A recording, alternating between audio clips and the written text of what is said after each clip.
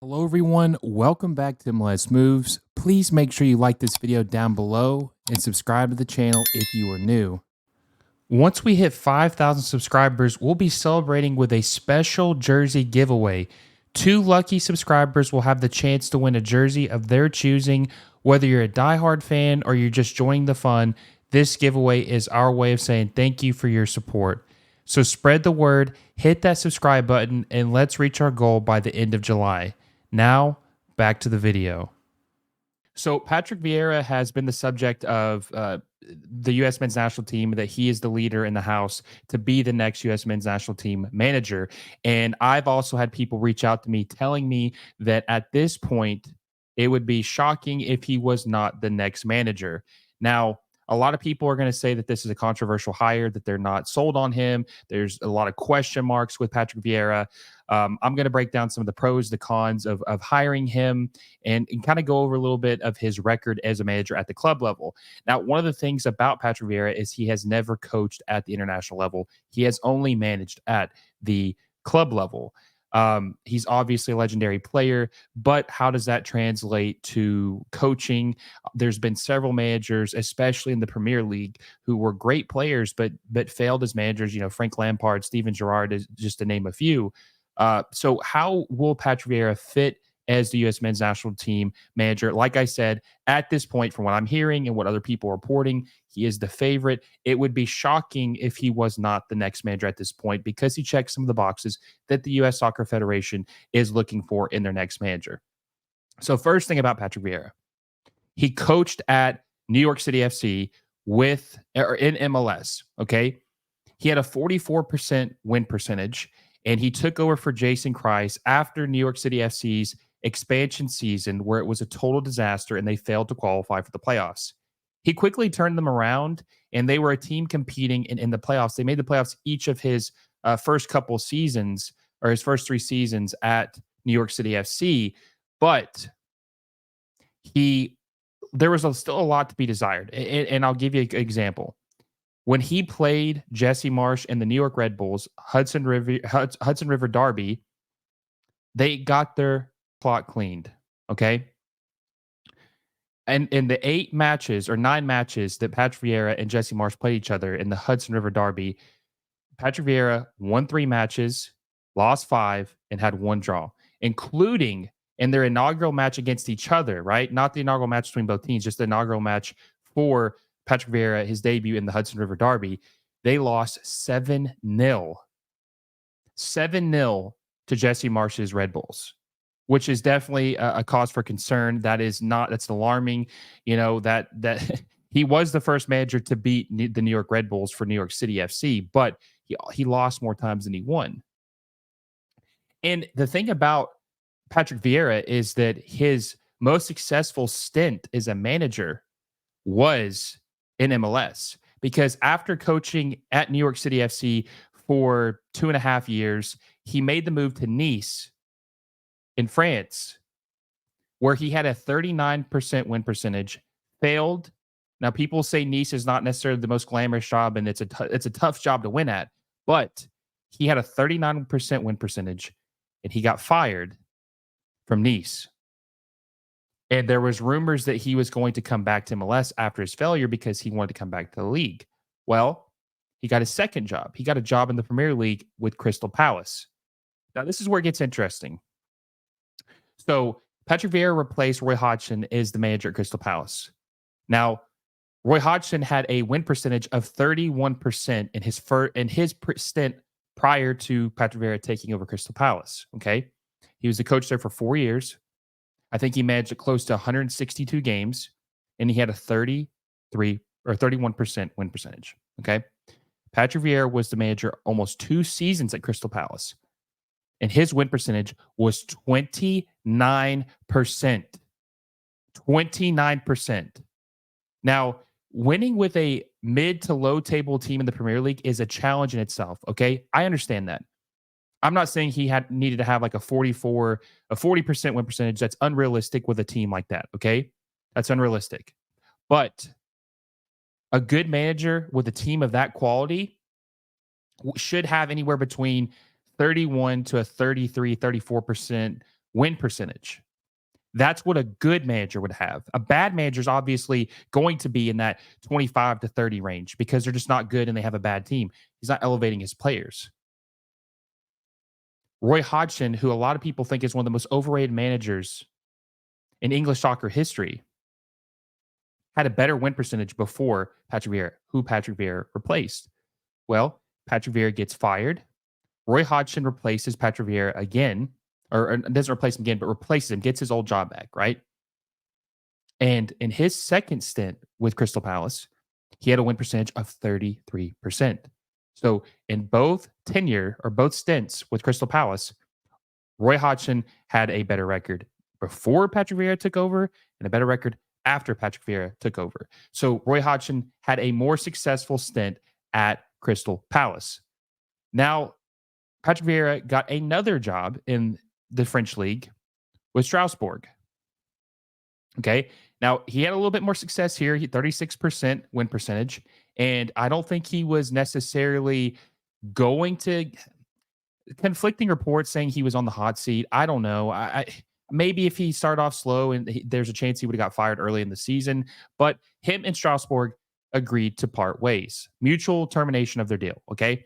This is another reason why people think that he is bound for the U.S. men's national team job because he came into agreement to leave Strasbourg early and that he is bound for the U.S. men's national team.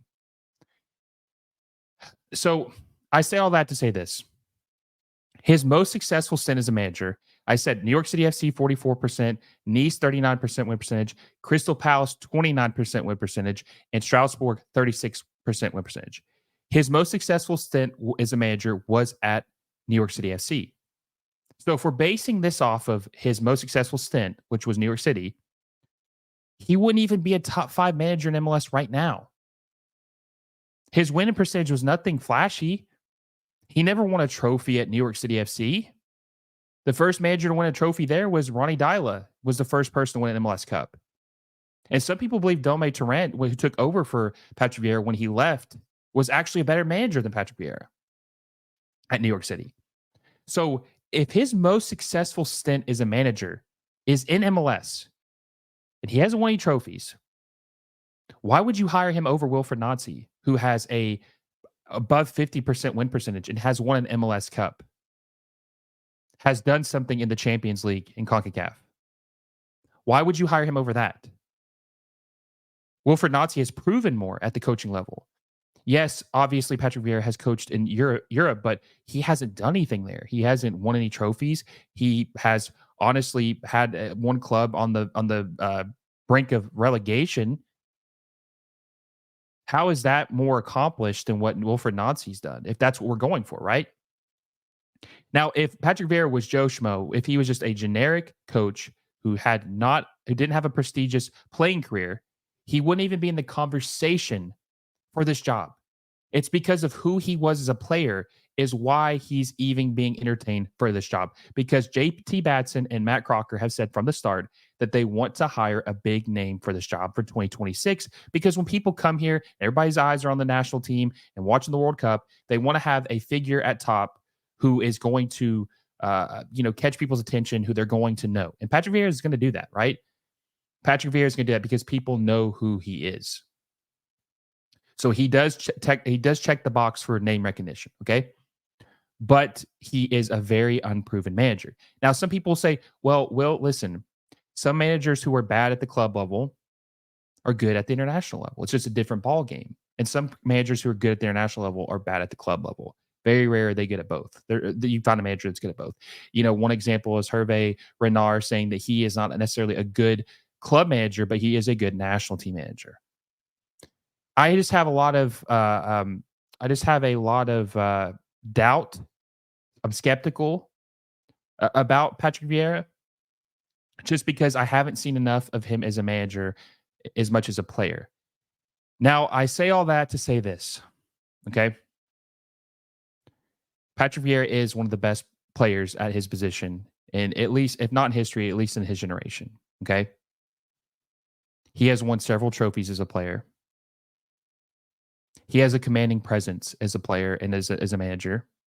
He was a leader of men on the field, and I believe he's a leader of men as a manager. And when you compare him to Greg Berhalter, when Greg Berhalter's in that locker room and players are doing whatever the hell they want, and there's a player like Weston McKennie who might not be in shape, or Tyler Adams who's disgruntled, or Christian Pulisic who's pushing back. When Patrick Vieira says something to them, they're going to listen because Patrick Vieira has done it as a player at the highest level. Greg Berhalter had never done it as a player at the highest level. And Greg Berhalter didn't have the presence that Patrick Vieira is going to have. And that does carry some weight, okay? That definitely does carry some weight. And Patrick Vieira, maybe these were just bad stints. Maybe these were bad teams, okay? Maybe nobody could win with this team. Maybe Pep Guardiola could not have won with the situations that Patrick Vieira had put himself in.